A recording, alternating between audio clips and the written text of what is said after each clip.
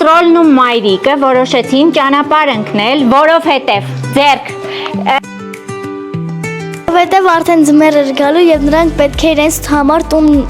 ման գային։ Լավ տեղ գտնեին, որպեսզի այնտեղ տուն պատրաստեին։ ընդունում ենք նրանք հանդիպեցին փոքրիկ մի արարածի, որը